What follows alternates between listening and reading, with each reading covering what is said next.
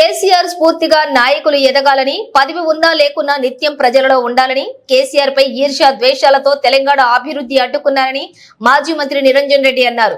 వనపర్తి జిల్లా కేంద్రంలో పదవీ కాలం ముగుస్తున్న ప్రజా ప్రతినిధుల సన్మాన కార్యక్రమం నిరంజన్ రెడ్డి ఆధ్వర్యంలో జరిగింది. అన్ని మండలాల ప్రజా ప్రతినిధులు పాల్గొన్నారు. వారందరికీ సన్మానం చేసి పదవీ కాలం దిగ్విజయంగా ముగించుకున్నందుకు శుభాకాంక్షలు తెలియజేశారు. ఈ సందర్భంగా ఆయన మాట్లాడుతూ అధికారం శాశ్వతం కాదని, పదవిలో ఉన్నప్పుడు చేసిన మంచి పనులు శాశ్వతంగా నిలిచిపోతాయని అన్నారు.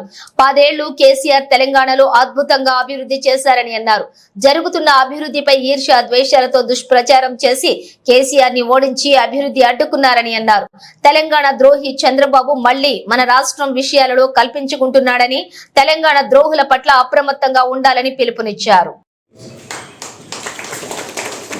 జడ్పీటీసీలలో ఒక శ్రీరంగపూర్ స్వల్పంత పోయింది, మన వాళ్ళ పెద్ద స్వామి కూడా అయినా సంపూర్ణమైనటువంటి ఆధిపత్యంతో అన్ని మండలాలు కూడా మన వాళ్ళు నడుపుతూ వచ్చినారు.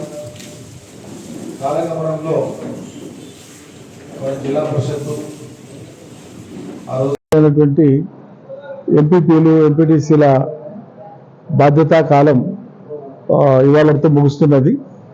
గత 5 ఏళ్లుగా వనపర్తి జిల్లాలో ఉండేటువంటి 14 మండలాల్లో అందరూ ఎంపీపీలు బీఆర్ఎస్ నుంచి గెలిచిన వాళ్ళే. ఒక్క జడ్పీటీసీ మాత్రమే కాంగ్రెస్, మిగతా 13 జడ్పీటీసీలు కూడా బీఆర్ఎస్ఏ కైవసం చేసుకుంది. జిల్లా పరిషత్ కూడా బీఆర్ఎస్ఏ కైవసం చేసుకుంది. కాలగమనంలో ఎన్నికల కంటే 6 నెలల ముందు ఒక 2-3 ఎంపీపీలు, ఒక జడ్పీటీసీ వాళ్ళు పార్టీ మారి వేరే పోవడం జరిగింది.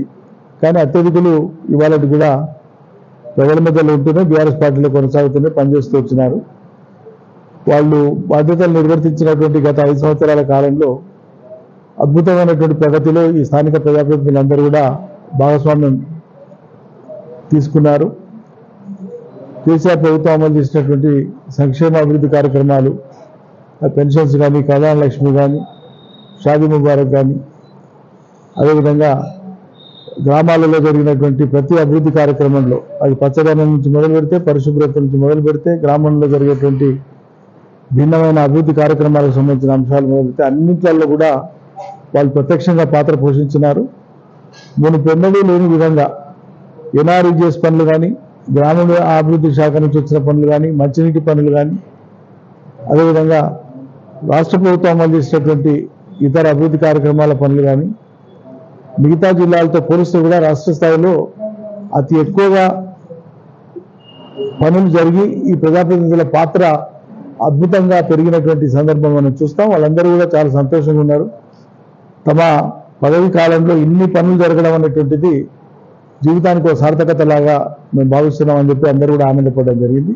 ఇవాళ చివరి రోజు కాబట్టి అందరినీ మరొకసారి పిలిచి వాళ్ళందరితో ఒక సమ్మేళనం ఏర్పాటు చేసుకొని వాళ్ళందరినీ సత్కరించి సామూహిక భోజనాలు చేసుకోవడం జరిగింది. ఇది కష్టమైన సుఖమైన కలిసి ఉండేటువంటి ఒక తత్వం బీఆర్ఎస్ పార్టీ మొదటి నుంచి ఉంటుంది కాబట్టి అదే వేళలో ఇవాళ స్థానిక సంస్థల ప్రజాప్రతినిధులు అందరినీ కూడా ఆహ్వానించి వాళ్ళతో చర్చించి వాళ్ళ అనుభవాలను కూడా వాళ్ళు విశదీకరిస్తే వాటన్నింటినీ కూడా పరిగణలోకి తీసుకొని రాబోయేటువంటి రోజులకి మరింత పటిష్టంగా ముందుకు సాగడానికి వీళ్ళ సమావేశం ఏర్పాటు చేస్తున్నాం. Thank you. జై తెలంగాణ.